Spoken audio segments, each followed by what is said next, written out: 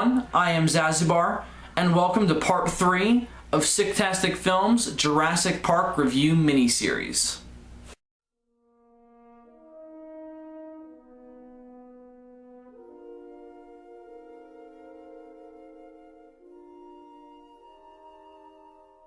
The history of evolution has taught us that life will not be contained. Life breaks free, it expands to new territories, and it crashes through barriers painfully, maybe even dangerously. But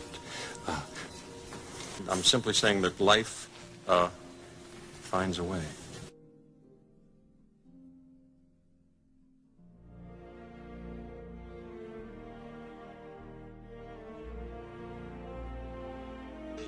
Until Jurassic Park scientists came along.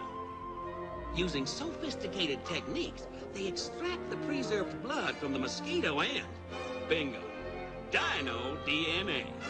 Dinosaurs and man, two species separated by 65 million years of evolution, have just been suddenly thrown back into the mix together. How can we possibly have the slightest idea what to expect? Dr. Grant, my dear Dr. Sattler, welcome to Jurassic Park.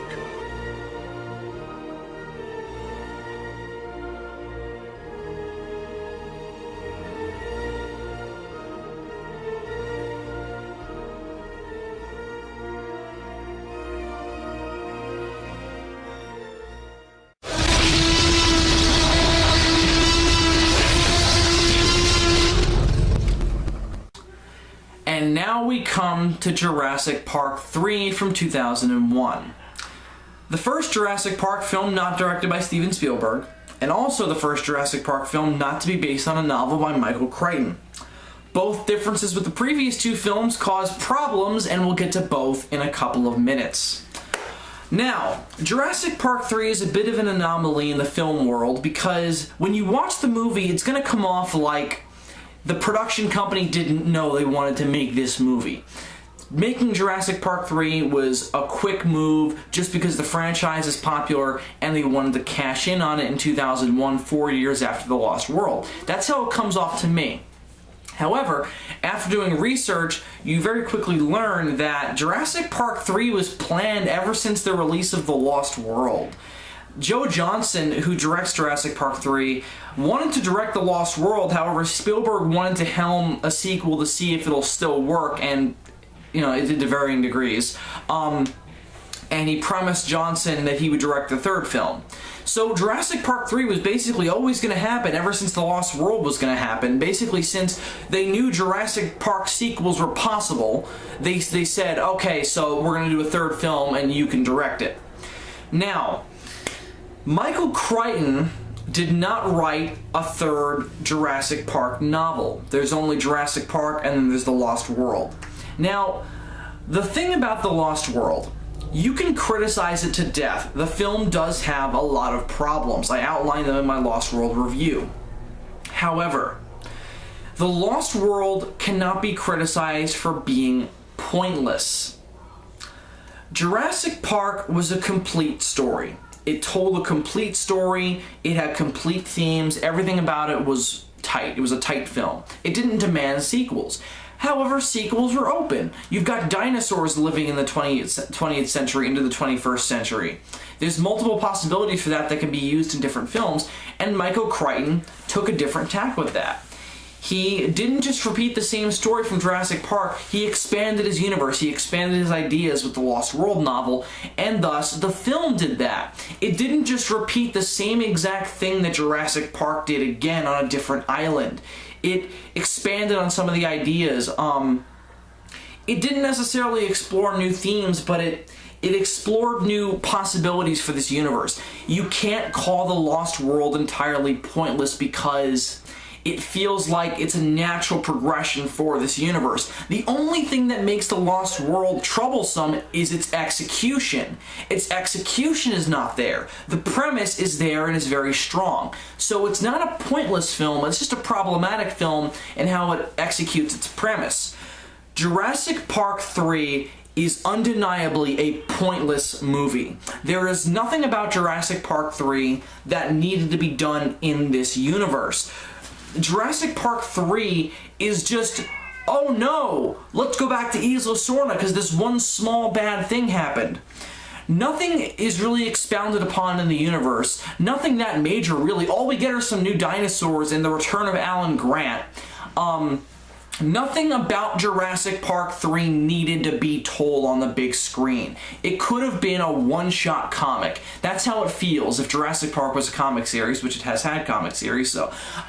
It feels like a one-shot comic. It's a generic not kidnapping, it's a generic rescue mission story. This person is behind enemy lines, so to speak. We have to go save them. That's all there is to it. Nothing about the Jurassic Park universe is expanded in Jurassic Park 3.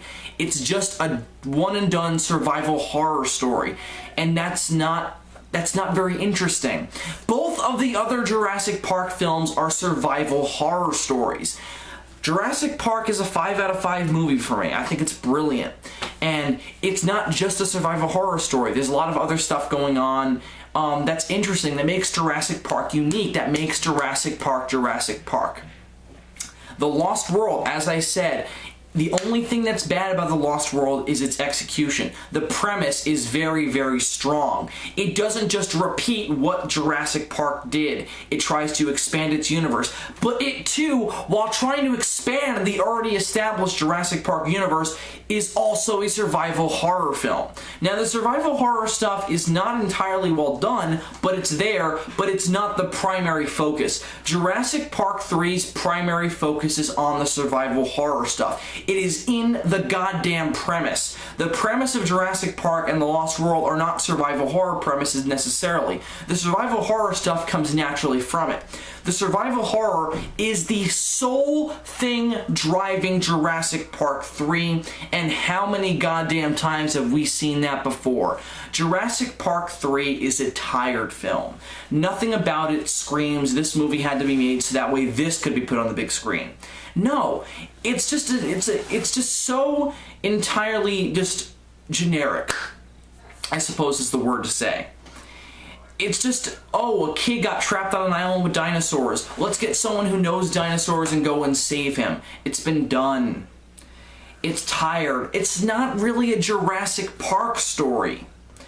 Jurassic Park, again, as I said in my Lost World review, is about dinosaurs and about exploring the public consciousness of dinosaurs. Jurassic Park did it in a brilliant way. The Lost World faltered on that. That's where the Lost World falls short as a Jurassic Park movie. But again, it expands the universe. There are still new aspects of the public consciousness of dinosaurs. Just the whole concept of a Site B is interesting. But again, it's still problematic. I'm not going to say The Lost World is a perfect movie, but it is drastically superior to Jurassic Park 3 because it at least tried to do something new. Jurassic Park 3 plays it very safe. It's just, nothing about the movie is unique or interesting. It's just very tired and safe, and, you know, it's short. It's not very sweet. It doesn't try to do anything interesting. It just tries to do what the other two films did, simplifies that, and then adds in some very safe movie tropes. The idea of family, getting a divorced couple back together, you know, the idea of childhood innocence. You know, this has been done. It doesn't really connect well with the Jurassic Park stuff. My biggest problem with Jurassic Park 3 is that it does have nuggets of interesting ideas in it. It is not entirely devoid of it. There are nuggets in there. Again, the premise isn't there, but there are nuggets of interesting ideas brought up throughout this uninteresting premise. Let's look at some of those now. 1. Bringing back Alan Grant.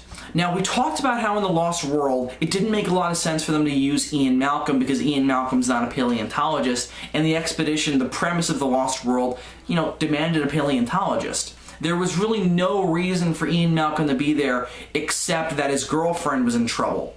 And she was in trouble of her own doing, so, you know, there wasn't any reason for John Hammond to call on him specifically. So Alan Grant would have been better suited for The Lost World. I think some really interesting things could have been done with his character in The Lost World. And then you come to Jurassic Park 3, and there are nuggets again, there are nuggets of interesting ideas in the film, and one of them is bringing back Alan Grant. What is Alan Grant like after nearly being eaten by dinosaurs? He has this new view of dinosaurs after what happened in Jurassic Park. He seems to have this different view of them. They tried to eat him, as he says in this film. And one interesting idea I really like is that's actually brought up by the kid in this film, Eric, is that Alan Grant's written 2 books on dinosaurs. The one that's actually mentioned in the original Jurassic Park, and then the one he wrote after he got off the island. And Eric says, I like the first one better because you liked dinosaurs back then, and Alan Grant says, yeah, because they didn't try to eat me yet. It's really, really interesting how Alan Grant carries on the research, the level of demanding research that he was doing before the events on Isla Nublar. And he's continuing those in this film, and after 8 years after the events of that film, he's still studying raptors. And it's interesting because he doesn't try to he doesn't try to forget the incidents of Jurassic Park. He simply tries to. He's become stubborn about it. And that's where all the interesting ideas come in. Everything interesting about this film character-wise is entirely centered around Alan Grant. He's lost Ellie. Ellie's no longer his girlfriend. It's kind of like not necessarily Dark Knight Returns-esque Alan Grant, but it's older, kind of broken Alan Grant. And it's interesting in that regard. Again, there's plenty of stuff there in the first 15 minutes of the movie that would support a good characterization for Alan Grant. You've got a great assembly scene where he's talking to presumably a bunch of college kids about velociraptors and about this new theory he's come up with based on new fossil stuff, that they had a very complicated set of communication.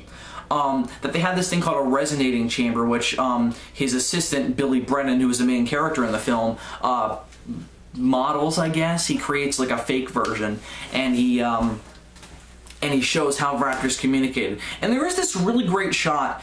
The film is very lacking in terms of acting. Really, the only one pulling his weight is Sam Neill, and William H. Macy's okay too. But there's this great shot where Billy blows into the resonating chamber, and it sounds like a velociraptor, and the look on Alan's face is to die for. It's not funny. It's just cool as a Jurassic Park fan because Sam Neill plays it like, I haven't heard that sound in 8 years. And it's a sound he probably never thinks he would have ever heard it again. It's very eerie, and it's a great shot, but I just wish there were more moments like that in the film. This idea of Alan Grant being broken by Jurassic Park. One idea, very interesting idea in Jurassic Park, was that the idea of Jurassic Park makes paleontologists obsolete, and that's an idea that's explored very, very, very, very briefly and very, very unsatisfactorily in the first 15 minutes of this movie. Alan Grant is trying desperately to get funding for this dig he's doing on raptors to try and advance our knowledge of how smart raptors were. And he just can't. People just aren't interested anymore, and the reason is because of the San Diego incident, as it's called. We talked about this in the Lost World review. People know about that dinosaurs are still alive now. People know that Isla Sorna has dinosaurs on it. It's been restricted, but it's there. It's got dinosaurs on it. With the T-Rex attacking San Diego, it's kind of hard to cover up. So there's this great scene in the assembly where they say to him, why exactly do you keep us digging in the dirt? Why don't you just wait for the Costa Rican government to declare that island open to scientists, and then you can just go and find out for yourself? I mean, why bother digging in the dirt? Why bother guessing? And Alan Grant makes this interesting point that I never thought about. He says that dinosaurs lived 65 million years ago. What's left of them is in the rock. And it is in the rock that real scientists make real discoveries. Now, what John Hammond and InGen did at Jurassic Park is create genetically engineered theme park monsters. Nothing more, nothing less. And what that implies is that, these are cloned dinosaurs. They're not real dinosaurs. Now, of course, I don't agree, they're real dinosaurs, but since that kind of, and that idea, if it was actually like presented as that's the truth, that kind of diminishes the coolness of Jurassic Park, but it's not supposed to be. It's supposed to be Alan Grant being stubborn. But it is a really interesting idea.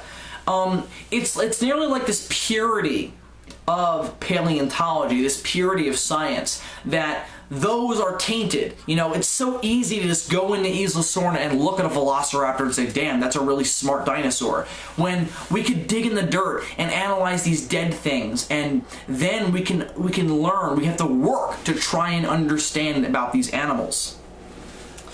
Now, again, this idea is not really all that well developed, because once we're on Isla Sorna, all these nuggets of interesting stuff about Alan's character is just totally moot.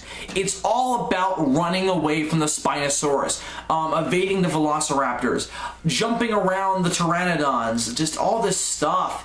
And it's nothing we haven't seen before. It's the third act of the original Jurassic Park, just that's the whole movie, and that's not very interesting. The weakest part of the first Jurassic Park is the survival horror aspect.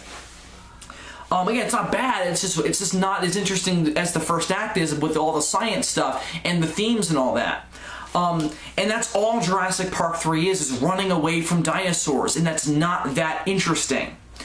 It's cool, it's fun, but it's not interesting. It's not enough to hold my attention for an hour and a half. And by the way, this movie is drastically shorter than the previous two.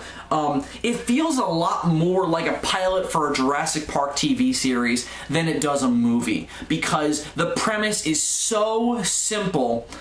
It's so easily resolved. The universe is so unchanged that it could have basically been prompted into a one-and-done episode kind of TV show about Jurassic Park or about Isla Sorna. There's just nothing about it that screams, and, you know, at the time we thought this was the end of the Jurassic Park film franchise. So for that to be the end, I just, you know, it's just, nothing happened in it. So, again, back to the nuggets of interesting ideas. You've got Alan Grant. Then you've got, this is just funny as a Jurassic Park fan, a lot of developments in paleontology were made, a lot of new theories came out about dinosaurs in between The Lost World and Jurassic Park 3. I'll outline two. One, T-Rexes can see things that aren't moving. Their movement is their visual acuity is not based on movement. I'm not sure how exactly that theory was, you know, finalized, but I do remember that theory being a big news story, in fact, because how popular Jurassic Park was. So in Jurassic Park 3, they do kind of make a joke out of it, because there's this scene, there's very little T-Rex in the movie, which a lot of people have a big problem with how little the T-Rex is in the movie. I don't really care, because the T-Rex was the center focus of The Lost World, so we got enough of them in The Lost World. So I'm glad that we're giving other dinosaurs the focus, and if it means that we get less T-Rex in favor of smarter raptors, I'm fine with that, because the T-Rexes were great in The Lost World, but the raptors sucked ass. And then what little we get of the T-Rex in Jurassic Park 3, it's awesome. And then we also get great velociraptors. So that's fine. As long as we're not getting the dumbasses that called themselves raptors in The Lost World. Anyway, so there's this scene where Alan Grant and the people who are surviving on Isla Sorna after the plane crash are running through the brush away from the Spinosaurus, and they end up at this corpse that a T-Rex is eating out of. And when Alan Grant sees it, he says, "Nobody move a muscle." And the T-Rex roars, and they know that it doesn't matter. They just run. It's a great joke. Does it make sense with the continuity? No, not at all. But then we've got raptors with feathers, so I don't really care. It bothers me a little bit, because I wish they would like explain why those T-Rexes, you know, it's a little bit funky continuity, who knows, but you gotta kind of accept it. The filmmakers had their hands tied, since, again, for the most part, they're trying to keep the dinosaurs lifelike and, you know, treating them like animals and not like monsters. we'll get to that problem in a minute. But anyway, the other thing is that raptors, it's theorized that raptors had feathers on them, and they weren't just straight mini T-Rexes, as they kind of looked like in the original Jurassic Park, that they had feathers on their heads. Though it's only males, so the filmmakers can get away with this one and still have it make sense. The thing about the original Jurassic Park is that all the dinosaurs in that film are female, except when the sex change starts to come about, but in like the third act. All the dinosaurs are female, so all the raptors you see are all female raptors, and the female raptors in Jurassic Park 3 all look the same. They have no feathers. They all look like Jurassic Park raptors. The Lost World, I guess we can still assume they're all female, or maybe we just didn't see any male raptors. I don't know. But in Jurassic Park 3, all the male raptors have feathers. So I like that one makes sense. Not the T-Rex one doesn't make any sense, but you know, still. One brief, smaller problem I have though. Alan Grant has this interesting like nightmare about a raptor being on the plane that they're going on to Isla Sorna, and it says Alan. It's creepy and weird. It doesn't really make much sense. I guess he's being haunted by the dinosaurs. And it makes sense that the Reaper of Alan Grant's dreams would be a velociraptor. My problem is, he sees them with feathers. Wouldn't Alan Grant see them as the original raptors? I mean, it's not like the original raptors have been retconned. They're just females, and that's the only raptors he's seen. It'd make more sense if the first time you ever saw a feathered raptor was on Isla Sorna. So, you know, it doesn't make much sense. But whatever, it's a small scene, but that does kind of bother me because they're being so good about the continuity of the raptors otherwise. There's also one other really cool reference to the Lost World that I like. It's very, very, very, very subtle. Look away and you'll miss it. When they go up to the InGen compound, Alan Grant passes a Jeep that's been smashed through and both doors are open. That's the Jeep that in the Lost World Ian Malcolm ran through trying to escape a velociraptor. So I like that, and they hold the camera on it for a second. I like that a lot. So it's a subtle reference in a film that otherwise pretends like the Lost World didn't really happen. I mean, they do mention stuff that happened in the Lost World, but otherwise, you can watch Jurassic Park 3 without seeing the Lost World, no problem. They mention the San Diego incident. They mention Isla Sorna being restricted. That's what happens at the end of the Lost World. And then, of course, there's that subtle truck thing. And Ian Malcolm's mentioned once, so it's not like the Lost World is entirely insignificant, but you can very easily watch Jurassic Park 3 without seeing the Lost World. It's not a problem at all. Other interesting things about Jurassic Park 3, little nuggets. I like the idea of using a Spinosaurus instead of a T-Rex. It looks damn cool. And of course the special effects are up to snuff to bring it to life, so the Spinosaurus is awesome. That's really the one majorly well done thing in Jurassic Park 3 is the new dinosaurs. All the new dinosaurs are done very well. Except their behavior. They look great, they for the most part act really cool, and they're very cool to see. Their behavior is off, but I'll get into that in just 1 second. I have one more complaint to springboard off of the nuggets of interesting stuff. Once we get on Isla Sorna, it's all about the survival horror, and it's not very interesting. All those nuggets of interesting ideas are gone. Jurassic Park 3 is extremely underdeveloped. The movie flies by in a millisecond. Excuse me. The whole movie just flies by. It's way too fast-paced. They cut out so much dialogue from the original premise. The original script didn't have a plethora of much dialogue, but more dialogue was planned. There were a lot of cut ideas for scenes where it would have been just talking. The movie flies by because dialogue scenes are very, very short, and all the interesting ideas that are brought up are all very, very underdeveloped. They're just little interesting, they're nuggets of interesting ideas. They're not developed. They're not a whole bar or a whole mine, if that makes any sense. Just the movie is way too underdeveloped, way too fast-paced. It's way too focused on the action, on the survival horror. Jurassic Park is not an action movie. It's not. I mean, it's an adventure movie for sure, but Jurassic Park was always at its best when it was exploring interesting ideas and having the adventure and survival horror springboard off of that.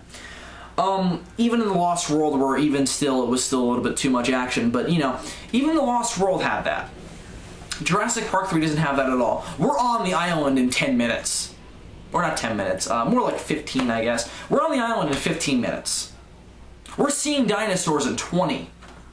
Way too fast-paced. There is nothing build up about the film. The film is just very here, end. Dun dun dun dun dun dun dun dun dun dun. You know, it's way too fast-paced.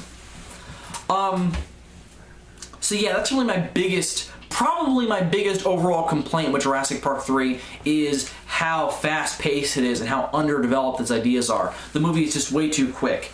Other big problems I have mainly two more I want to bring up. One is the biggest idea in the film that is explored that's not very interesting is the divorced couple. The idea, divorce was a big, newer kind of issue in the early 2000s. Divorce wasn't a new thing, but it was quickly becoming a more common thing. That's when the statistic, 50% of all married couples have a good chance of getting divorced, came up. It was the early 2000s. So it made sense that a lot of films were exploring broken families. Why they're doing it in a Jurassic Park film, where that theme has no place, at least in the way that's presented, I cannot fathom, because it's totally out of place. Nothing is done with it. It's just divorce. Deal with it. And that's basically how it's presented. And the family gets back together, of course. So, you know, I've dealt with divorce in my life. I myself have not been divorced, but I know people, my family members have been divorced. It's a problem in my life, but I didn't want to see it in a Jurassic Park film. It's out of place. It's way too developed, which I can't believe I'm saying that. It's explored in such a way where other ideas are being underdeveloped. Alan Grant comes at the cost of developing William H. Macy's and his wife's divorced relationship, and they're closely getting back together. Their family is more important than Alan Grant. I didn't come to watch that. You know, it's not presented in a way where that's more interesting. I want to know what Alan Grant's thinking when he's learning about these raptors. I don't care about this divorced couple. The movie's focus is in the wrong place, and it's way too fast-paced. All of the human cast, aside from Alan Grant, and I like Billy too. Again, Billy has some interesting ideas about him. He steals raptor eggs and wants to bring them back to the mainland and make money off of them to fund his and Alan's dig. Cool, interesting. Pew! Billy's dead, or not dead. He gets beaten up by pteranodons and then he's disappeared for the rest of the film. You know, it's way too quick, and then it's done. Way too underdeveloped. Again, this divorce stuff is coming at the cost of the real core of Jurassic Park. All the human characters are not interesting. They're annoying. William H. Macy's character, yeah, actually he's really annoying. His wife's annoying. His kid's okay. Only because he focuses more on the dinosaurs, so it's not like he's just like, my parents are broken up. He mentions that twice. Where his parents, every goddamn time they're not being attacked by dinosaurs, that's all they talk about. The focus is in the wrong place. It's all the characters are annoying, except for Alan Grant and Billy. So that's again, two big problems with Jurassic Park. Jurassic Park 3, excuse me. The focus is in the wrong place, and everything is way too underdeveloped.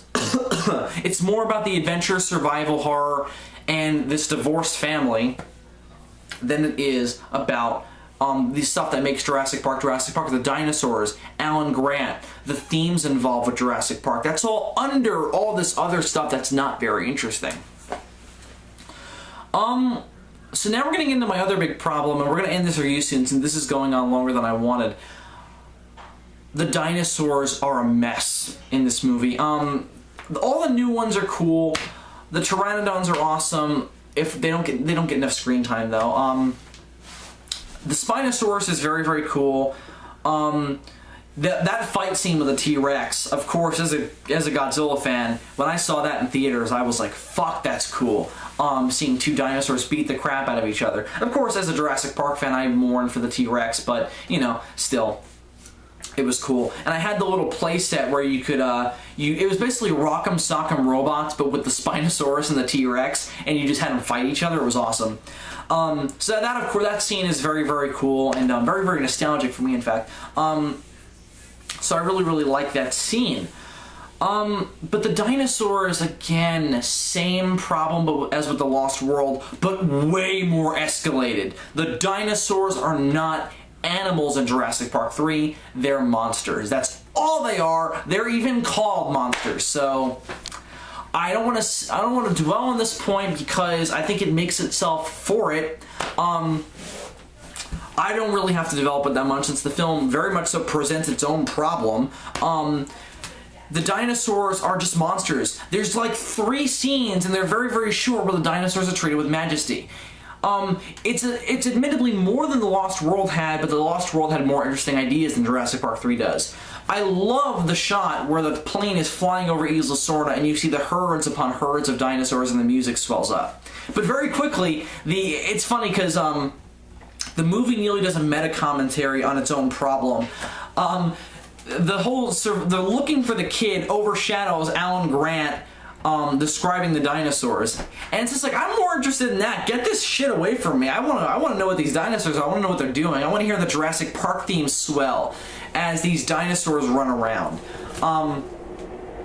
So yeah, I just, you know, the dinosaurs act more like monsters. The Spinosaurus makes no fucking sense. It's very, very territorial, but it goes beyond its own territory just to hunt these people down. The Spinosaurus is pursuing them for no reason. It's just because. And it's not even like the fact that it's being territorial is brought up.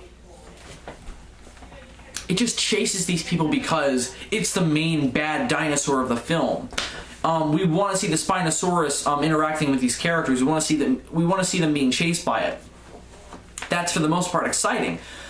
But it makes no fucking sense. Jurassic Park was always putting science first, making sense before doing an awesome scene. If the awesome scene happened and made sense with the science of the dinosaurs, that was even better. That was awesome. But Jurassic Park 3 throws that all out the window for cool scenes. And a lot of the scenes aren't really that cool. The Spinosaurus boat scene is really cool.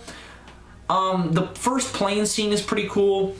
The Spinosaurus chasing them through a fence, not that cool. The Spinosaurus pursues them way too hard for no goddamn reason, and treats it like a monster rather than an animal. The T-Rex in the Lost World, while it did definitely pursue them for too long, it definitely had a reason for it. These people kidnapped its baby. It at least had a decent reason for chasing them down. The Spinosaurus has no fucking reason. The raptors have a better reason, and it's the same reason as the T-Rexes. They stole their babies. But the raptors get less screen time than the Spinosaurus, so the Spinosaurus is lost on me. It's just a big monster, and it's cool, but it's not the way Jurassic Park works. Jurassic Park features animals, not monsters. They're adventure science fiction films before they're monster movies. The Lost World does work better as a monster movie than it does as a Jurassic Park movie, but again, it has more interesting ideas behind it. The Jurassic Park 3 is just a monster movie, just flat out. There's nothing about it that screams interesting science fiction film. It is just a monster movie with no atmosphere anyway, so it's not very interesting in that regard either. The Lost World works better because it has, as a monster movie, because it has a better atmosphere that suits that. It's a darker film.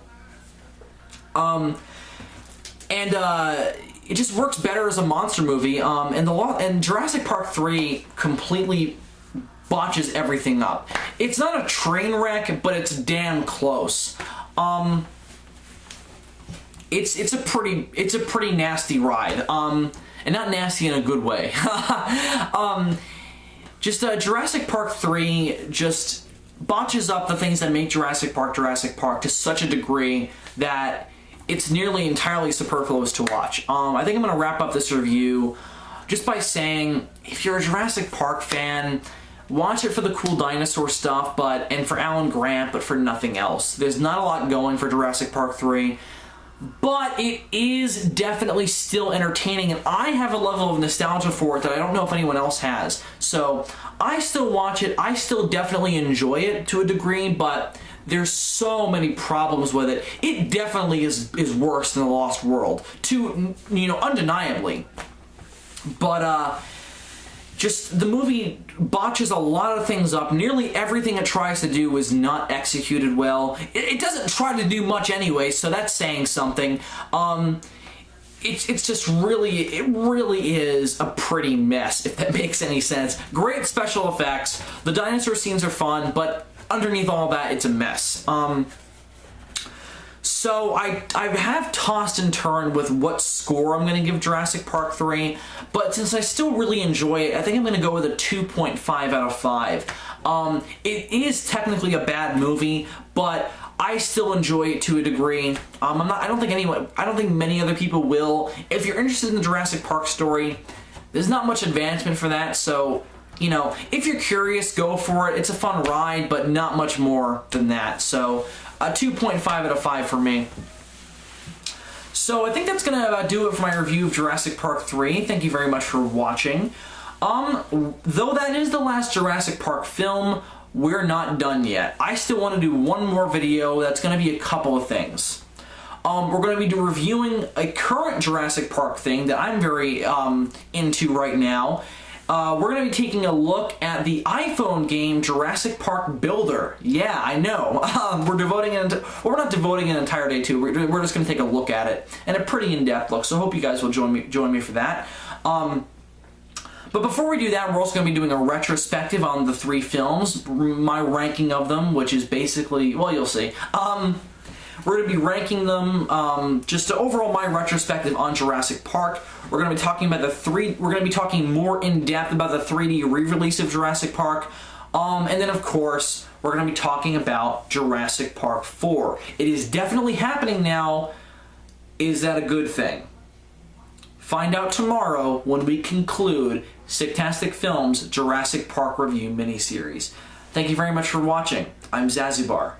Farewell.